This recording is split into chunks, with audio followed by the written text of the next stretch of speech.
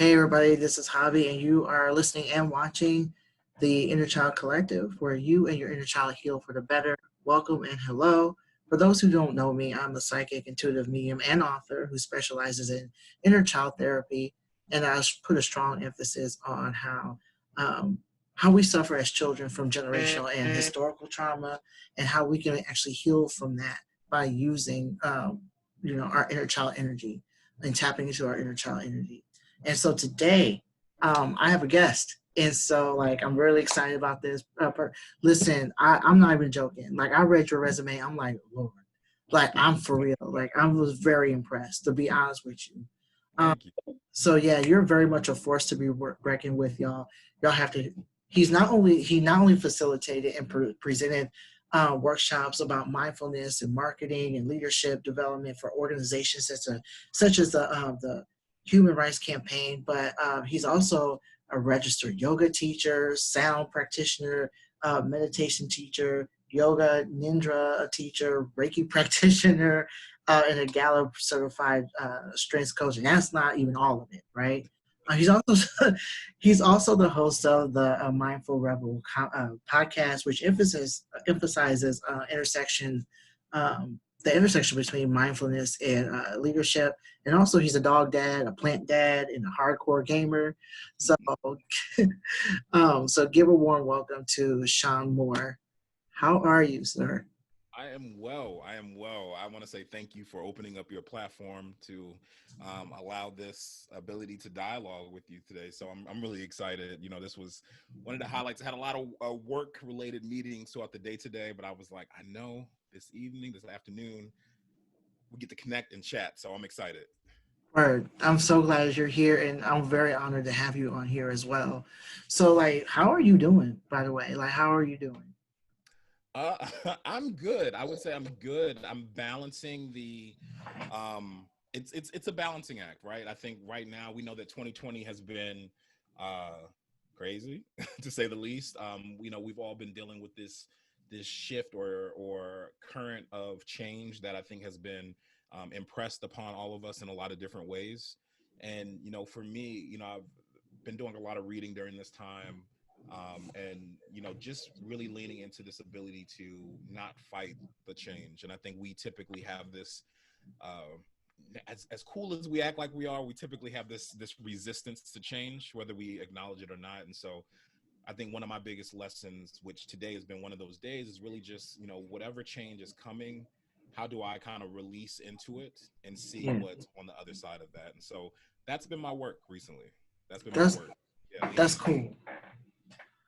And I'm sorry. I didn't hope I didn't interrupt you. No, you're fine. No.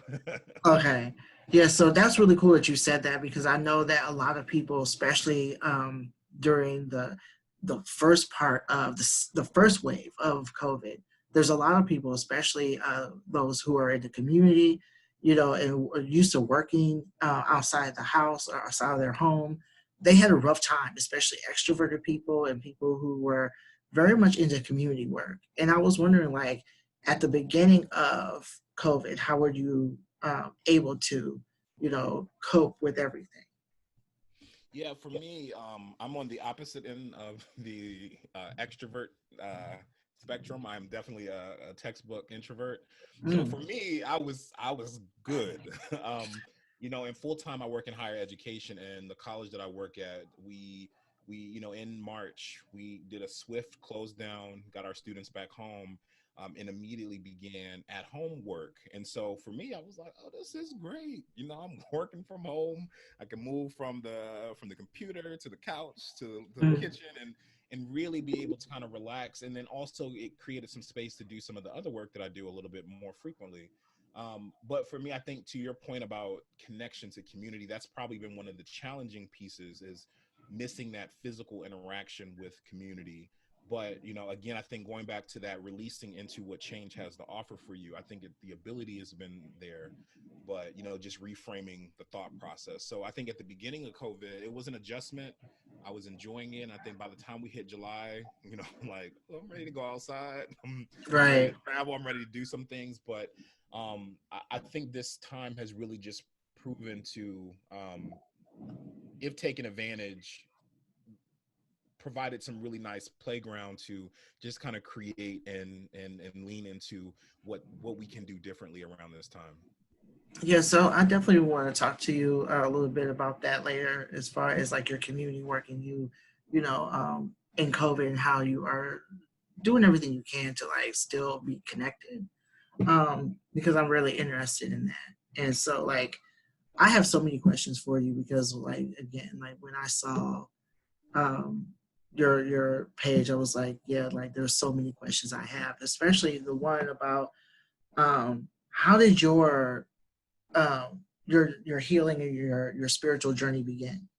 Especially when it came to like you connecting with the community and like connecting with yourself. Yeah. So a lot of the lens of my work has been through a lot of mindfulness practices, particularly meditation. And I've been, I would say, a student of meditation back since high school, right? There was a book that I read. It's one of my favorite books called Siddhartha by Herman Hesse, and it's a fictional retelling of the story of the Buddha. And that was a book that got my interest peaked in Buddhism, right? So, like, kid in 11th, 12th grade reading this book, and I'm like, wow, what is this? I started doing my own research around it. And from that, it started to open up that door of like, let me explore this other path that I feel like is resonating really deeply with me. So from high school, undergrad, adulthood, all the way in, like I'm exploring meditation and what that is and what that looks like, exploring Buddhism, what that is and what that looks like. Fast forward to me moving to it. I moved to Atlanta in 2014. So I've been here for about six and a half years. And I moved to Atlanta, and I was able to really start exploring the Buddhist community that they have here and leaning into my practice as a Buddhist a little bit more, starting to explore yoga a little bit more. And from there, I would say last year around this time, I took my official Buddhist vows, took refuge in the path of the Buddha. And so in that, I've been able to lean into my practice, and as a Buddhist, that really informs a lot of the work that I do as a yogi, as a meditation teacher, and as a sound practitioner. And for those practices, I've done some training around those, but for me, it's coming at it from that perspective that helps me hold space for other people in a way that is really coming from an authentic space, and I think from a unique space as well. I do have a question though in regards to your Buddhist practice and things of that nature, because you said, as you said before, like you were a teen, right? And so I was wondering, like, what like prompted you to go that route as a teen? Because I know that a lot of teens, they're not even, for the most part, they're not even thinking about that. They're thinking about day to day things. You know what I mean? So what clicked in your mind to say, this works for me, and this is what I'm going to do, and this is how it's going to help Yeah, so for me, the alluring piece of Buddhism was that there was the ability for the everyday person to tap into this deeper space, right? That depending on what lineage of Buddhism or what perspective you look at Buddhism, there's a regular ordinary guy um, with a level of discipline was able to tap into a different enlightened state, right? And there was something alluring about that this whole idea of that kind of spiritual energy, that godliness is inside all of us, right? So instead of looking outward for that, if we really just turn that gaze inward, we can find that in ourselves.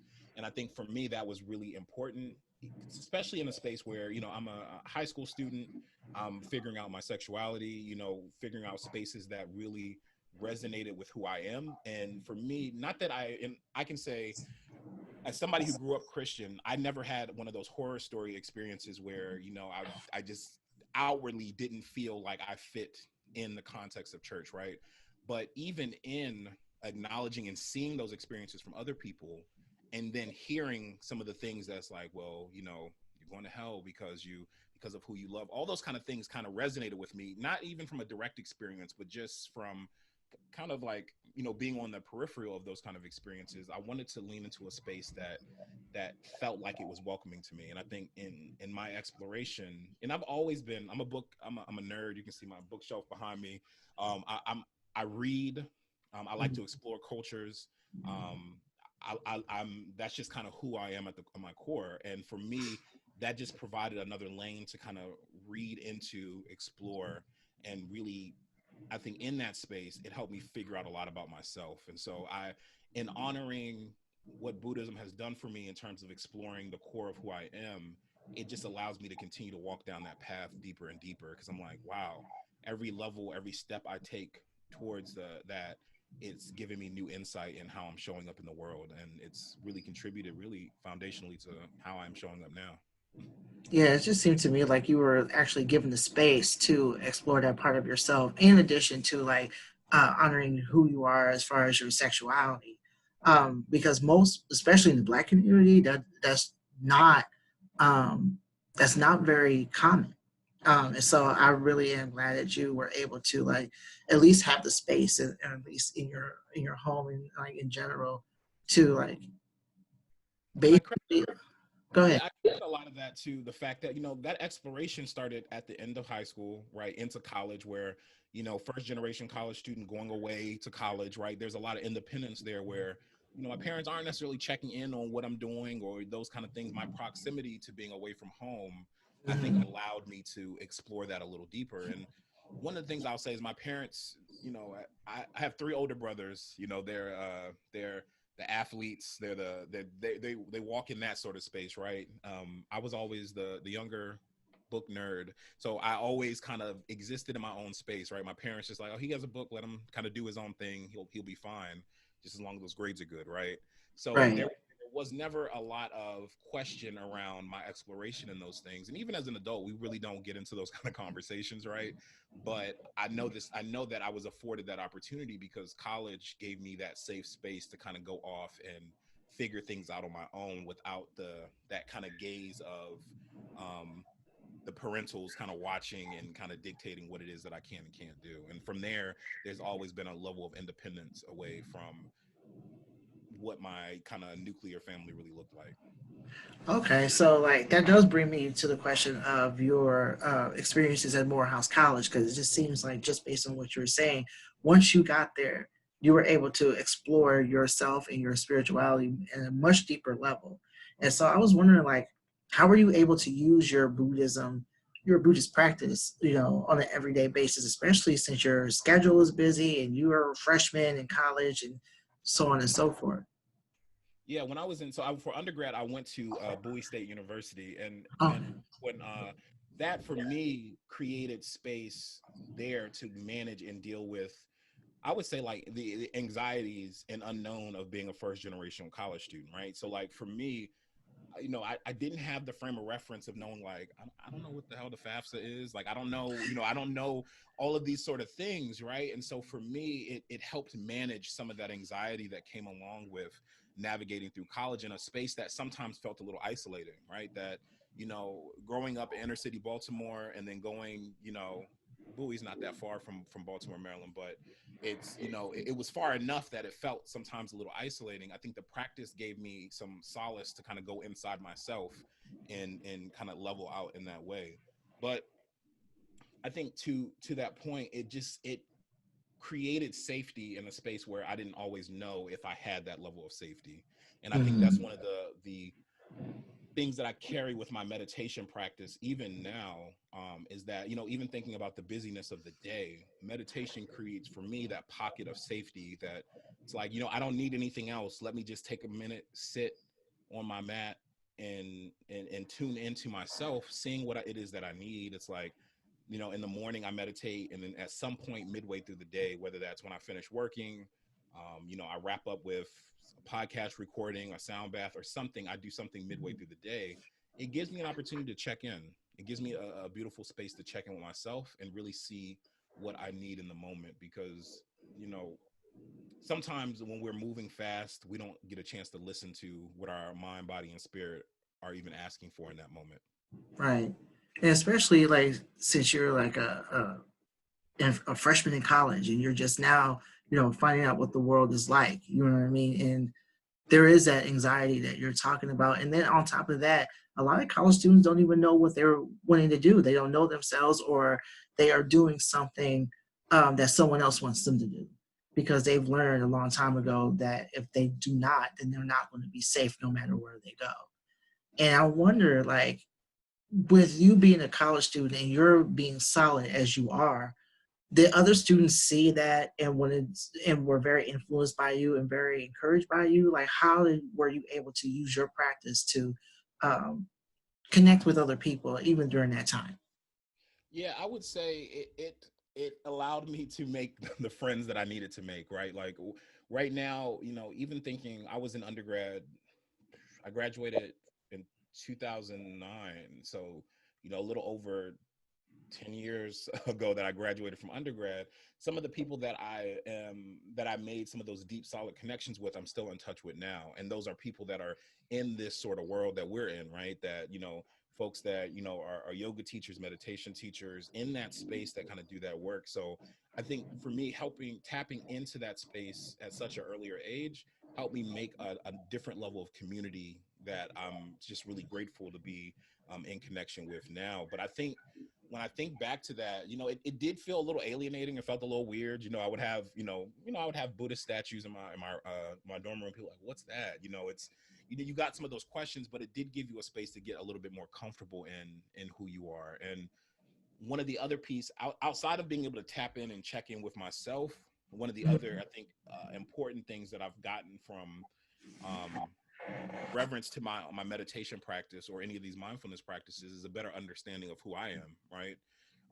Of how I'm showing up and the type of work that really makes sense. And that's been a continuous learning process. Even now, figuring out what path that I'm going to be on when I step out of full time. I work in higher education as a student affairs practitioner, and knowing that maybe that's not what I'm going to do full time, and that the work that I'm doing with the meditation, sound healing, and in those spaces will be that work that I step into full time. So it's created a beautiful playground to explore, and I am always in gratitude of being able to connect to that playground. So it seems to me like just basically what you're saying, like by going down this path of Buddhism, now you're wondering to yourself, like, where else can how far can I take this, right? Especially when it comes to myself and like working with other people who are also interested in going down this path. Yeah, so for me, it's you bring up a really interesting point, right? Because so I'll kind of track kind of where how my career field has kind of gone crazy and where it circled back around to, right? So in undergrad, I just had this crazy idea. I wanted to be an entertainment publicist, right? And that's what my bachelor's degree is in communications and public relations. I ended up graduating from undergrad in '09. My first full-time job was working in higher ed and student affairs, right? And back then I didn't know that was a career field. I was like, teaching me or working at a college as an administrator, that's a career, okay, cool. But I ended up taking that as one of my first positions and realizing that my work path is destined to really help people develop and grow, right? So it's like, well, that actually makes sense. Why not work in a college space? You're working with students. I had a mentor in undergrad that poured a lot into me, and I was like, I could be that for some other people, right, in that way. And so from '09 on to now, I've worked in student affairs and higher ed with that sole purpose of wanting to pour back into other students as they're figuring out and developing who they are. And that looks different. That looks like leadership developmental workshops, training, all of those kind of things that really help people figure out the path that they should be on. But for me, that also happens in the yoga and meditation space, right? That we create those safe spaces, those practices can create those safe spaces to be able to dig in and really find clarity around who you are and how you show up. And so for me, I for a long time, I thought I was like, man, I have my hands in too many pots, right? Like I'm teaching over here. I'm full time higher ed, yoga. There's meditation. There's sound healing. There's graphic design work. And it took me a while to figure out what the common thread was. And that kind of goes back to kind of the tagline that you probably see on my website. It's like I create sacred spaces for self inquiry and personal discovery. Right. That's the through line in all the work. But it took me a while to start to figure out what's the connective tissue between all the work that I'm doing. And in that, I'm like, oh, okay, that's the purpose. That's what I'm kind of designed to do. So when I'm starting to think about how I'm showing up in spaces and what really makes sense in terms of opportunity moving forward, it's am I able to really tap into that? But it took me a while to figure that out and even name that as kind of my purpose and power there, right? So but it's been these practices that have given me that level of clarity in that. So it seems to me like you're very much a mentor to the folks that you work with. And I was one, and I see you like working with the college students and like basically like, for lack of better terms, taking them under your wing, so to speak, because you see their potential and you see what they can grow into, who they can grow into. I was wondering, like, with your work as a mentor and doing all of these the workshops and everything, do you see a lot of the students you work with? Do you see yourself in a lot of these students? And if so, like, or if not, like, how are they able to, or how can you help them navigate and themselves in regards to like whatever trauma they go have gone through, have to work through in order to see their potential. Yeah, it's a beautiful quote that I love around leadership, and it's like the task of leadership is to I'm going to mess it up. And so what I'll say to the quote is, for me, I take the perspective of not necessarily putting greatness into the space, but helping them see their own greatness, right? And that's what I see when I work with the students that I work with at Morehouse, right? That it's some talented brothers that go there and that are in the space. Sometimes they need guidance. Sometimes they just need like encouragement. It's never for me to feel like I need to impart something, but it's to create the space for them to figure it out. And that's, to me, I think as I've grown up and kind of in my space, I employ that same kind of experience. That for me, I need space to figure things out. Like, I know that it's all here, it's all in here somewhere, but I need the space to figure it out. And for me, I create those spaces for them. That, like, let me throw a question at you. What are your thoughts? And then, oh, I see the light bulbs going off, right? That you just needed the space, you needed a little spark, and it's already Mhm. there for you to start. And so that's my typically my approach to the work that I do in the trainings and the leadership program that I run at Morehouse. Is that, how do I create the environments to spark the discussions? How do I create the space for you to feel comfortable to come and have the conversation, so that when you're ready, that you can come in and we can explore those things and I can help point you in the right direction. But for my goal is always to make you feel like that is already in you. It's already there. I just, when we think about diamonds, right? Like, they come from the earth. It's my job, I feel like, is just to kind of help dust it off and let you just see Mhm. that luminosity is already there. Right. So like, and I'm like, speaking of which, like, while I was looking at your website, I saw that you had tons of information regarding mindfulness and leadership. And I was like, when did you, like, I think you answered the question a little bit, but like, when did you realize the connection between mindfulness and healing in leadership? Yeah, that's it took me a while, and it took me the opportunity to realize that, like, when we think about leadership, right? Like, leaders have to have a good handle of who they are, right? We think about leaders have a really specific influence on other people. Like, leadership is a whole dynamic between this person who is assuming a leadership role, the people that they're following, and moving them towards a goal or objective, right? And so a leader have clarity in who they are to be able to direct people in a very specific direction towards a specific vision. Mm-hmm. We know that mindfulness creates some of that clarity, right? And so for me, I look at, for a leader to be as clear as possible, I subscribe to the fact that a leader should have very specific mindfulness practice to help them reflect, to help them really discover who they are, to help them to be able to have empathy, to help them to be able to cultivate a vision. And so that's kind of where that combination of these two kind of theories or perspectives have come from for me, because I just feel like it's important for leaders to be able to tap into their selves. And when we look back, I've done a lot of my master's degree is on organizational leadership, and it's done a lot of studying of the nerdy side of me. I love documentaries about all this kind of stuff, right? No, When we nerd out, man. Do you? when we think about leaders, and we can even talk about like current day leaders, when we think about the person who is leaving out of the office now, right? That a lot of the problems in that is that there isn't a full command of who that person is as a person, right? And sometimes when we look back at leaders who necessarily aren't good at what they do, aren't necessarily holding space the best way, it's because they haven't done the things that they needed to do to reflect and do the internal work. So for me, the lens of a good leader is one that invests in the ability to reflect, to grow, and to really be able to dig into who they are and how they show up for people. Because I think it's just, for me, it's a responsibility of a leader. It's not necessarily an option or a choice, but it's a responsibility, considering that typically in a leadership position, we have other people in our best interests, right? So Mm-hmm. that's kind of where that came from. And then, my podcast has been an opportunity to explore that intersection. So, you know, interviewing people from creatives to entrepreneurs to like educators to spiritual folks, for me it's like, you're on your own leadership journey in your specific realm or space. How have these reflective tools been of benefit to get you to where you are, and how have you kind of reflected on how that's helped you in that space? And so the podcast has been a beautiful space to really explore the combination of those two topics as well.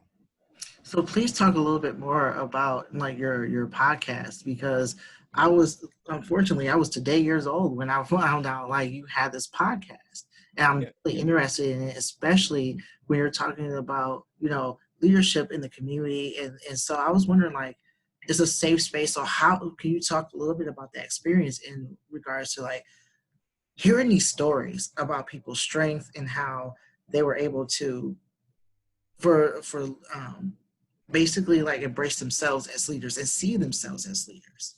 Yeah, the podcast was really a passion project. I started it. Ooh, she's about 4 years old now. I started a while ago, and it started out. I volunteer at a one of those conventions called Dragon Con. It's one of those pop culture conventions, and on one of my breaks, they had a podcast track, so I went to one of their workshops, and I was excited because it was how to start a podcast. And one of the guys in there was just like, just start it, like just do it. So I had this in my back pocket, and I was like, what would I talk about? And I was like, well, what am I excited about? Like, leadership is something that I'm excited about. So it started out very particularly focused on leadership.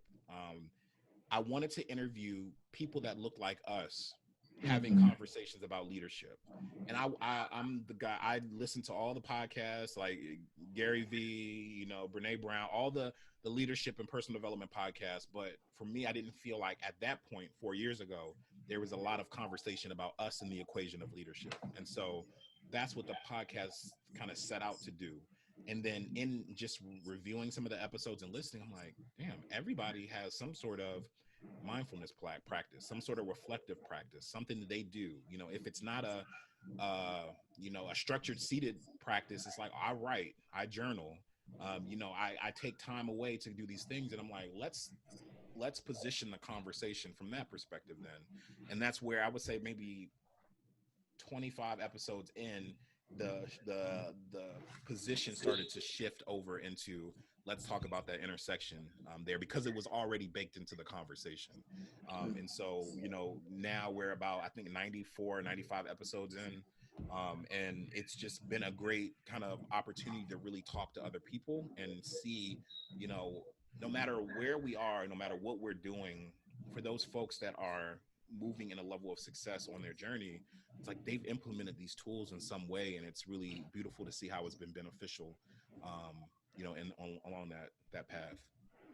And it's cool that you like recognize that earlier early on that there is like these mindfulness tools that a lot of leaders that you talk to have, because a lot of people, when they, like you said before, when they go into leadership, it's like they have this myopic view of like what leadership is, or they have this notion that they have to be perfect, or if they're not perfect, then they're not okay, they're not effective. And I feel like, just based on what you were saying, that as long as they're doing their inner work, there is no such thing as a perfect leader. There's an effective leader and an influential leader. And I that's Absolutely. Yeah, no, I was going to say absolutely. It's one of those things we think about, and sometimes I think that the conversation around leadership can get pretty toxic, right? We start thinking about, like, to your point, there's this perfect image, and we all do it. We put leaders on pedestals, right? Like, there are people that we can look at and it's like, oh my God, they were so amazing. And like, a controversial one is, like, we always talk about and put MLK on this very high pedestal, but leaders are people, and people right. grew up. So we have to keep that in mind in the equation. Leaders aren't these mythic figures that we typically assign that sort of meaning to. Leaders are people. You know, we think about like Malcolm X, we think about Obama, right? Like Obama is getting into that space where people hold him very high, but it's, you know, understanding that they are people too. They make mistakes. Hmm. They have issues. Everything that they do aren't, you know, isn't coming from a perfect place. Right. But that isn't always leadership. Leadership isn't perfect. It isn't pretty. But when you encounter those mistakes, the sign I think of a good leader is one that learns from those and knows how to pivot out of those spaces. And so, you know, it's one of those things we have to reframe our thoughts. Even thinking about the idea of um, leaders needing to be like always on, right? We start thinking about this whole idea of like a toxic grind culture where it's like I'm working, you know, 25/8. I'm doing. It's like no, that's not healthy, and that's not actually good for you. And you're Right. not taking the time to recharge and reflect in a way that would help you approach the work that you're engaged in a better way. Yeah, I'm so glad you mentioned that though, because I feel like a lot of people, like especially like black folks and non-black people of color, feel like they have to grind all the time, and it's because of capitalism and like um, is very that's very Eurocentric in nature. Like you are meant to because we are striving for being a part of this white culture and we're very much influenced by it. Like in a sense, in many ways, actually, we have a tendency to believe that these things and this all we have to do is grind hard, grind to the ground, and we're going to be okay, right? And Mm-hmm. that's just not the case at all. And I feel like that's an unconscious thing, a subconscious thing, and it's like something that I feel like a lot of us learn as children, where we see these larger than life figures, or we see Instagram, and we all or social media in general, and we end up like being very caught up in that. And I feel like a lot of leaders can be that way as well. Yeah, I know it was something that I had to unlearn, right? Because Hmm. to your point of childhood, things we pick up from childhood, right?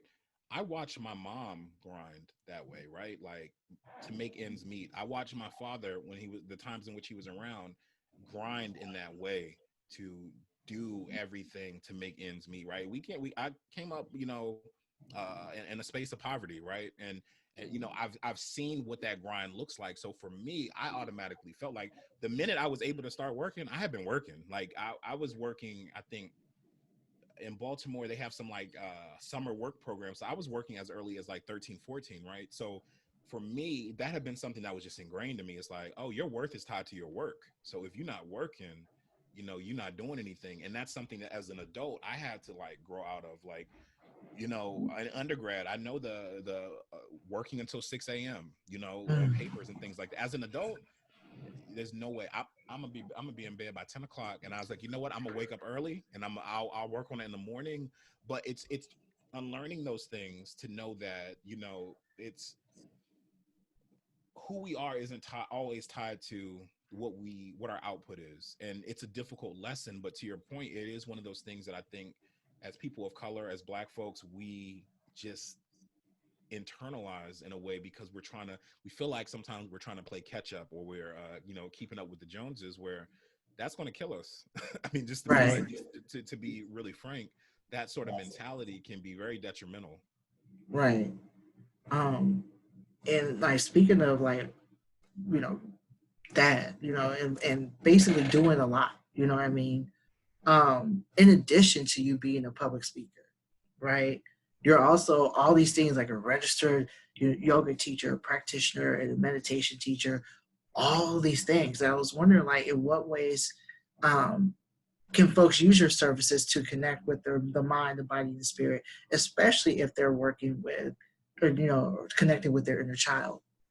Yeah, absolutely. I would say a lot of that would lean into some of the mindfulness practices that I offer. One of the, I think the shining lights of COVID and this 2020 weird space is that we've gotten a we've reframed our relationship with technology, and it's given us the ability to reach out and connect and be in community and relationship with people that aren't necessarily in our proximity, right? We've had to lean into, you know, and you know, I was used to, prior to March, facilitating sound baths just here in Atlanta, and I've been able to move that to doing that virtually, yoga nidra virtually, yoga classes virtually.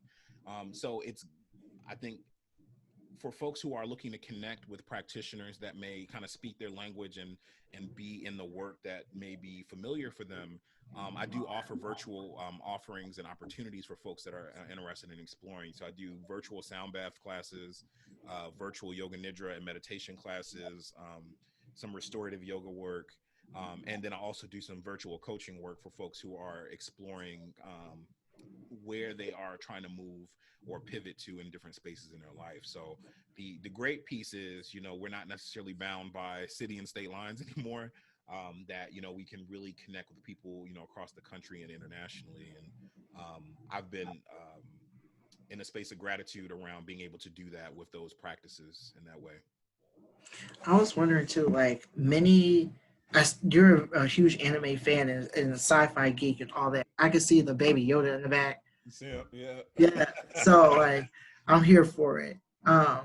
Many like anime fans and comic book fans and gamers see some aspect of themselves in like what they're interested in the characters, especially as children, right? And I was wondering, was this the case for you as far as you seeing a lot of these characters in or yourself in these characters? If not, what drew you to those forms of art? Yeah, for me, it was a beautiful expression of creativity, right? Like for me, I think looking at like things like anime, gaming, cartoons in general, sometimes they get cornered as like, oh, that's childish or that's just for children. But I think sometimes that strips out the creativity that's in some of those mediums, comics, reading comics, right? Those kind of things. So for me, they were sometimes a space of escapism. Depending on different things dealing with as a kid, they gave an outlet. Like for me, I'm a huge Star Wars fan. Mm, That's probably the biggest fandom I'm a part of. And so, those original trilogy movies, the books that came out when I was a kid, like I used to read, I used to write Star Wars fan fiction, nice. super nerdy, but they gave a space of escapism. And I think that's one of the things that I enjoy about still being, watching anime, right? Like I just got finished watching like Dragon Ball Super, rewatching that over, like those kind of shows. Just provided a beautiful space to like see something different, right? Like see a different way of life, see and lean into that a little bit more. And I think some of those characters are characters that are admirable characters. You think about, growing up watching Dragon Ball Z, it's like, what was the appeal to that? Like somebody like Goku was somebody that didn't have limits and was able to kind of push through those boundaries, and taking and internalizing something like that, right? Same thing if you grew up on Naruto, same kind of premise, right? Outcast being able to kind of push through all of those kind of societal barriers to really walk into his potential. So, I love anime and love to be able to lean into those as a little bit of escapism, but sometimes it reflects life too. So, and I was wondering, like, your a lot of your presentations incorporate Marvel and Marvel comics and anime. I've seen like you have like a syllabus for Black Panther, which I found really cool, by the way. And it's like, how were you able to make the connection between those forms of art, leadership, and recognize in the recognition of one's um, personal spiritual growth? Yeah, for me, I like to create an anchor point for the conversations. And so for me, I think if if, if we want to create a common language when you're doing presentations or workshops, I think sometimes tapping into pop culture is a great way to create some of that common language. And so, over the past few years, all of us comic book fans have been in heaven with the MCU, right? Seeing the expansion of all of these movies. Every year we're getting like 4 or 5 superhero movies. So to anchor some of the conversations around these topics that still are reflected in pop culture, I think has um, impacted me in a really unique way that it helps us change the dialogue. And even for students, like we did when Black Panther first came out, like with my students on campus at Morehouse, we led a whole discussion on leadership and around the work in Black Panther, right? So it created a really interesting entry point for them to now start exploring some topics that they might not have been interested in if it was just like, here's just the PowerPoint on the theories of leadership. It's like, nah, let's connect it back to something that you've watched and something that you already have an opinion on, and we can start talking about that. Same thing with, one of the things we did when what's it, Donald Glover was This Is America, right? We did a whole workshop around that on campus to talk about like, okay, in this level of art, what is he articulating about the American experience, right? So we're using that as an entry point, and then using that to create that conversational space around some of those really important topics. All right, so we're going to take a little bit of a break right now. And so, like, for those who are listening and watching, we'll be back with Shawn Moore to learn more about what he does for the community as far as mindfulness and leadership. And we'll be right back. Hey, everybody, this is Javi, and you're still listening and watching the Inner Child Collective. And our guest, Shawn Moore, is out here dropping some knowledge for y'all. So, like, we're just going to go ahead and continue to have our conversation here. Um, so, speaking of services, and you talked a little bit about this, like, um, due to COVID, like it's really hard to connect with people, at least physically at this point. And I was like, how are you able to still be of service to people during these times? I know that you talked about, using, um, you know, the internet to talk to people or use your channel, but I was wondering, like, as far as your presentations and things, how are you able to connect with people? Yeah, I think it's still utilizing these platforms to do that work. And for me, it's churning sometimes some of the classes that I teach, whether that's sound bath classes, into workshops that might not necessarily just be me facilitating or playing on the bowls, but there's like an educational component to it too, right? Like I think that it's you know 2020 has been challenging, but I think to a creative, 2020 has been an interesting challenge that it's giving you some space to figure out like, I can't do it this way. How can I still be effective and still be efficient? And it's been interesting figuring out ways to pivot, out with that. But I think it's been about strengthening your online presence in a way that people are still able to find and see your work. And then you Mm-hmm. start getting connections and contacts with people who want you to share and facilitate in specific ways. So that's been one of the things that's been helpful is just having a consistency of practice and offerings for people have created some pathways to continue to share the work in other ways. All right. So I was wondering, like, just based on what I saw on Instagram, let's change it a little bit. Mhm. You're a plant dad. Like, it's obvious that you're a plant dad, right? I've seen some plants or pictures of you with plants, especially the one that you were like potting. And I found it to be really cool. So I was like, when did you begin incorporating plants into your spiritual practices and into your life in general? This year. It's actually been a new thing. And what's interesting about it is it started in since we've been in quarantine. Um, for me, it's one of those things like I know a lot of the work I like to pour into other people, and sometimes you get that blockage of like, well, yeah, we're not doing the same community thing.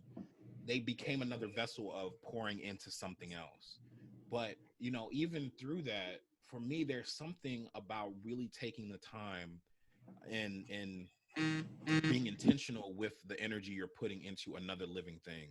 And so, like the process of sitting and like repotting a plant for me feels like and it's not meditation, but it feels really mindful, right? To take time out and like, you know what, I'm gonna take you out your planter and I'm gonna get the dirt off you. I'm gonna wash the leaves off. I'm gonna create some new dirt for you. I'm gonna put you in the and then it's like, let me find placement in the house for you. It became a beautiful mindfulness practice in a time which, you know, I'm home by myself, kind of just doing work, and it became something new to pour into, and I've really enjoyed that process. And one of the things, we think about COVID, and it's like sometimes we feel like the days are blurring, right? Like it's like, oh, it's August, oh now it's September, oh now it's it's been flying, right? For me, the plants have been a beautiful reminder of like time moving still, right? Like Mm-hmm. time still going on. And they helped me slow down. Like even last night, I knew that in the past week, it's been real busy and real hectic of a week. And Mm-hmm. I kept looking around the house like, I have been neglecting y'all. Some of y'all slumping over. There was a little bit brown leaves on some of them. And last night, I turned the TV off. I turned, everything off in the house. And I just went around, pulled each plant down, and did some pruning, right? And it gave me the ability to start to slow down and really just, be intentional and mindful in my movements and actions. So they've been a beautiful exercise in that level of resilience. So I remember you saying, 'cause it just seems to me just very based on what you're saying, you have a lot of affection for your plants to the point of even talking to them. And so it's like, in fact, like under one of your photos, you write, quote unquote, listening to the needs of each plant allows you to tap into your own needs. Could you elaborate on that statement? Yeah, I think sometimes we, we try to prescribe this one stop shop kind of approach to what we need by day, right? We think that things aren't changing and everything is just constant. And you're sometimes your need today is different from your need tomorrow, which is different from your need at 6 o'clock, which is different from your need at 6 a.m., right? And sometimes we again try to prescribe this overall broad thing. It's like, no, today I need some movement. Tomorrow I might just need some stillness and some silence, or today I just need to go out in nature. I take that same approach with my plants, right? That with plants, they all need something different, different light requirements, different soil requirements, different watering requirements. And so part of that practice with having these house plants has been really slowing down and listening. Of course, I talk to them, and maybe they talk back, who knows?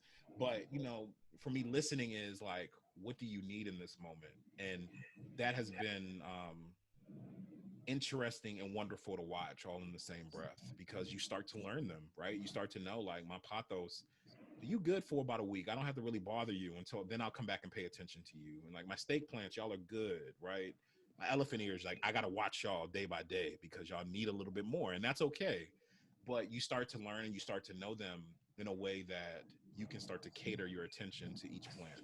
And when I get questions and people ask me, like, what should be the best starter plant, or what should I get, or what should I do? It's like, just slow down and listen and pay attention, and they'll tell you what you need. They'll tell you what, how you can help them be, flourish or grow a little bit more. It's just taking the time to observe and watch. So I was wondering too, like, you seem to do a lot for other people, and at times, like, it looks tiring. Like, to be honest with you, It is. I so I was wondering, like, how do you practice self care and self compassion? Because I saw it on Instagram as well. Like, you were playing video games, like Spider Man, I believe. Mhm. Wondering, like, is that a way for you to practice self care and self compassion? Yeah, I for me, those all of those nerdy things are my recharging. That's my recharge. Like video games have been that, watching new anime and different shows, that's my recharge. But I think this year my biggest act of self-care is learning how to skillfully say no and being okay with that. Um, you know, I, and making time, because I think sometimes we're afraid to say no because and I'll speak for myself, sometimes you feel like it's the fear of missing out, like, if I say no to this opportunity, it'll never come back again, and not realizing, like, you could say yes, but if you don't have the capacity, you're going to be raggedy in this opportunity, right? So Right. you start thinking about those kind of things. And so it's like, I can say no and keep us from getting into this weird situation and conserve my energy for the other things that I've already committed myself to, or I can say yes and I can approach this real raggedy, and we both still probably won't be happy. So let's figure out and approach this in a way that is beneficial. And I think another act of self-care for me has been, in refining how I want to show up, has allowed me to let other opportunities fall away that aren't in service of that.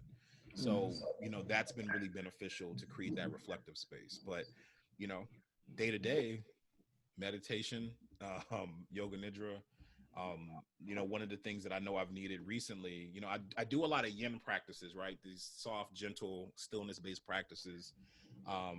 In October, I was like, I got to do something else. And I have a membership for a kickboxing gym. I was like, I need to get into something else that's a little bit more like energizing in that way. So, but that sort of insight comes when you take the time to listen to yourself and really figure out, because same thing with the plants, they'll tell you what you need, like your yourself, your spirit, your that capital S self.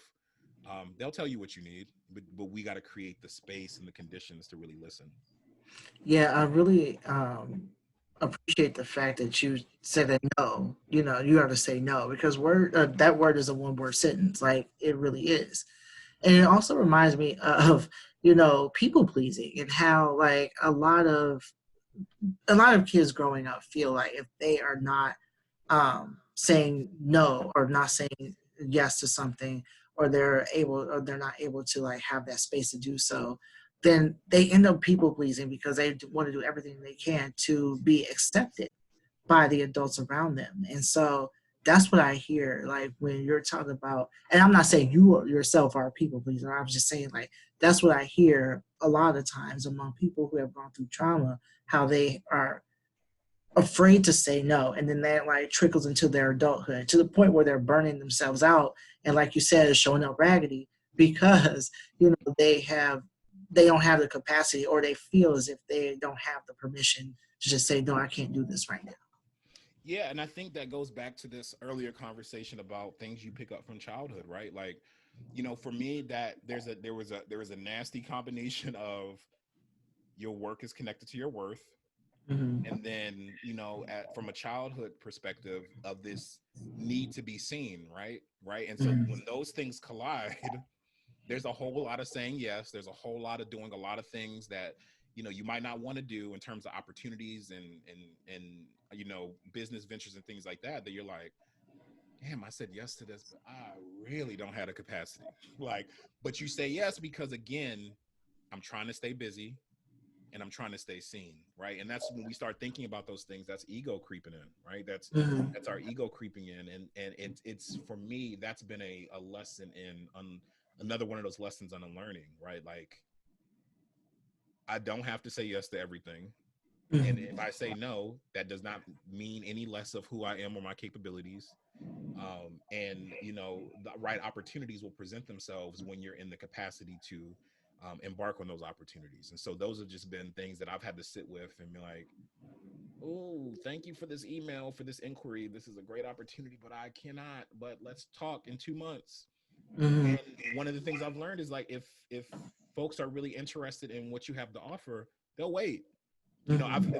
in those opportunities where I was like, hey, right now I'm not taking any graphic design clients because I have too many clients right now, but when those projects close out, I'll let you know. And they're like, oh, cool, let me know, I'll reach out in about 2 months. And I'm like, oh, cool, the world didn't end, right? You say your first no and it's okay, and the world didn't implode, and you're like, I can do this. So it's you start thinking about those, that the opportunities that are in alignment for you will remain in alignment for you if it's the right opportunity for you. Now, if you say no and then they cuss you out and don't want to work with you, it's a part of that is like, all right, well, maybe that was an opportunity for me anyway, and I saved myself a headache, saved us both headaches. So it's really Right. trusting that part of the process, and that level of the work.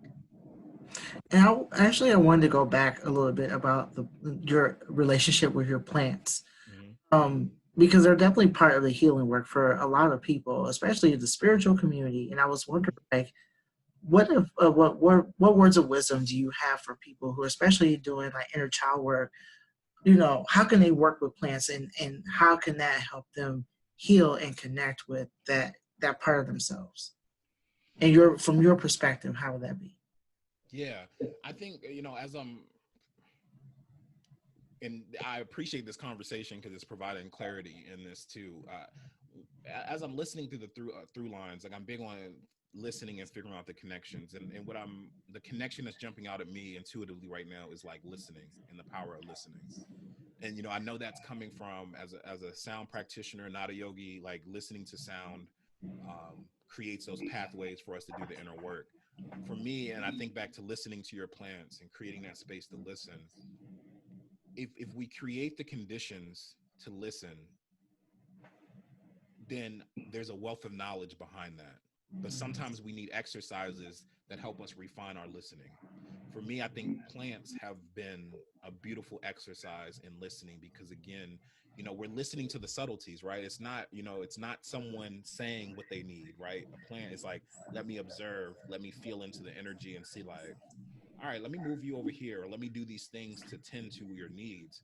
And so if I had to connect that back to this conversation about, tips in that way, is that you can utilize plants as a beautiful process in refining your ability to listen. Because I think once we lean into our ability to hear, like we hear things, but to what degree are we actually listening? And in that listening, we're able to tap into a different level of wisdom that can help us start to really break some of those chains around some of the work that we need to do internally. But it all starts with refining our ability to just listen. Yeah, and also like not only listening to the plant, but learning how to listen to yourself. And that brings up the whole thing of just saying no and Hmm. power within that and saying like, look, I don't have the capacity for doing it for something right now, or just saying no in general and setting those boundaries. And it seems like plant work, from what I'm hearing, will help a person find the power within themselves necessary or enough necessary to like put healthy boundaries up and also have standards in regards to what they are looking for in their relationships and from the world in general. Yeah, I think it's an exercise in that, right? That it's an exercise in intuition, right? We all have that voice inside, but s- you know, whatever things we're dealing with, sometimes it gets buried, right? We're engaging in a lot of unskillful activities and things that don't allow us to really tap in and listen to our inner voice, that inner self that we should be. And sometimes there are certain exercises that we do, meditation being one of those exercises, sound healing one of those exercises, plant work can be one of those exercises that create the conditions for us to refine our ability to listen. So once we step away from these activities, we have this refined ability to start hearing the subtleties around us, including internally. So when you do approach those situations that you're like, oh, hey, would you like to do this? Your inner voice is going to talk to you immediately like, nah, you don't need to do this. But when we don't create the conditions to listen to that, we start reacting, right? We just say, oh yes, oh, you're offering, oh, it's money for this, oh, it's an opportunity, oh, it's this. We jump on the first thing that we hear, and we don't create that ability to listen to ourselves to say, now you know damn well you ain't got the capacity. Now you know this ain't the right opportunity. Now you know this is going to, this, you're not going to have the rest that you need. You're not going to be able to approach this from the best way. And I think the exercise in working with plants is another mindfulness practice that gives you the ability to start to refine and hone in on your ability to listen. Word. So I was like, so what words of wisdom do you have for listeners who wish to use your services, especially those wishing to connect with their inner child? Be curious. I think the first thing that pops up for me is be curious. I think that and when this is one of the things I say to people when they're exploring mindfulness practice such as meditation and yoga nidra or sound healing. Um, you know, I would say this with plants is be curious, right? That there's a wealth of practices out here that can help us start to tap into that inner child and really start to really do some work and unlearn and learn and relearn and unlearn all those things, right? But we gotta tap into the practice that resonates with us the best, right? Like I can I've told people, I was like, try sound healing, right? Try it. If it doesn't work for you, that doesn't mean you're broken. That doesn't mean the practice was broken. That doesn't mean the practitioner was sorry. It just means that wasn't the practice that taps in for you. So try something else. And I would say to for people listening is be curious about all of these practices. That if you tried to meditate, cool, maybe that didn't work. Maybe you're like, hey, I wanted to get into tarot cards. Maybe that hits, that resonates for you. Maybe you're like, hey, I'm gonna get into you know Thai body massage, or I'm gonna explore these practices because you need to figure out what's gonna crack you open. And I think that one of the things that I've loved about exploring these practices, particularly meditation and sound healing, is that they're the practices that crack me open. And so I lean into those when I need to be able to recharge, to reevaluate, reassess all kinds of things. um, but I've only been able to tap in that to that because I've been able to explore those things. So I would tell people to stay curious and explore and let that be the way that you start to tap into this work. Find what lights you up in that way, and that comes through curiosity. Nice. And one more question that we hand out. how can listeners find you if they're interested in in your services? Yeah, absolutely. The best way to find me would be my website. My website is shawnjmoore.com. That's ShawnJmoore.com. Um, for my website, you can connect to me on all my social platforms. I'm on Instagram way more than anything else. So if you want to connect socially, that's the best way to do so. But I would say to stay abreast of any of the upcoming classes that I'm doing or workshops that I'm facilitating. Um, Join my mailing list, and that's as soon as you come to my website, you'll get a little pop-up bubble that will say join the mailing list. I won't bug you too much. And that's the best way. I send out information about free meditations, whether that's, general guided seated meditation, sound healing meditations, or yoga nidra practices. And then I also send out the links to register for some of my virtual sound bath classes or workshops that I do, particularly around sound healing or energy work as well. So that's the best way to catch me. Nice. So that is all for this week, y'all. So thank you so much for listening. Thank you so much, Shawn, for being here.